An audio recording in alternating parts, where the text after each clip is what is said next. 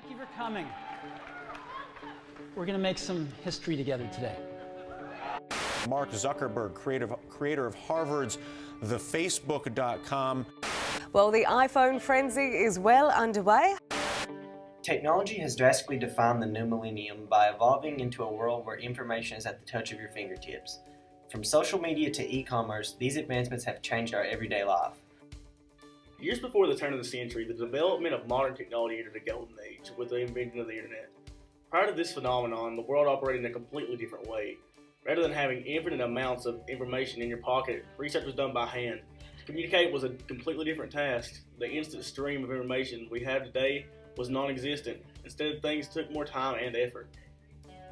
Technology has changed a lot in my lifetime. I feel like internet was kind of invented in my lifetime. When I was a kid, if you were really lucky, there was maybe one computer per household. Now everybody kind of walks around with one. So a lot of the things that you could do it would take forever to do online. You had to wait for dial-up to connect, and just to download a picture took like 10 minutes. But now you guys are doing that in my class on your phones all the time. So, well, first of all, we didn't have cell phones. We had pagers, okay? And then you went to a cell phone, and the cell phone was stationed in your car, kind of like in a bag, in a charger. It was all one piece. And then on to what we have now, and you know how that works. And then computers have kind of been the same way. There were these big, bulky, huge, massive pieces of equipment. And now we have iPads and iPods and things that fit in the palm of your hand, and the technology, the systems are faster, the equipment that you can sync with and compare to is just really different from when I was a child. One of the most impacted areas is education. a lot of times, instead of hand grading a test that could take I don't know, it could take me an entire evening to grade everybody's test. I can scan it with GradeCam on the computer, and it's graded in seconds.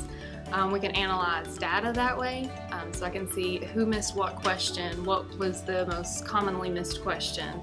Did everybody that missed that question all put B? If so, was there something wrong with the question? So I can analyze things like that and adjust my teaching based on that data. Whereas before, if you did an item analysis like that, it would take forever. You'd have to make a spreadsheet on Excel and list all of that information out, whereas I can get all of that data in seconds now. Well, with the technology that I use a lot is the Texas Instruments software, the TI calculators, the Inspires, and the Navigator software. I can ask students questions and get immediate feedback. So I can say, are you understanding this lesson? Or ask them a question pertaining to the lesson. And immediately in class, I can look at my computer and say, they don't get it, I need to explain further, or they've got it, let's move on. So formative assessment like that becomes really fast with technology. Technology's changed teaching in a lot of ways. Actually, I mean, it transcends like just a projector to a smart board sort of thing. Now we have tools like Edmodo, to where you can actually, it's almost like social media. I can put an assignment on there. Students can look at the assignment, do the assignment, turn it back in on Edmodo. There's basically no paper. When I started in 2003, it was all handouts, all papers, and everybody turning in work on paper. But now they can just turn it in online, and that's kind of a cool thing. And they can use their smartphone to do this. They can do it as homework at home. And again, just turn it on electronically. Even with its many advantages, some question if technology has a positive or negative effect on our world.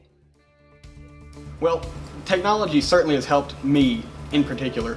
There's a lot of stuff that my teachers don't cover, so I can look it up myself through like Khan Academy or whatever. Positive, for sure. I think that there can be some negative things, just with anything, all things in moderation, I guess. But when the internet was first, maybe not first invented, but first kind of in everybody's homes, we would say the world's at your fingertips. And then that meant more that information was at your fingertips. You could find out any information that you wanted.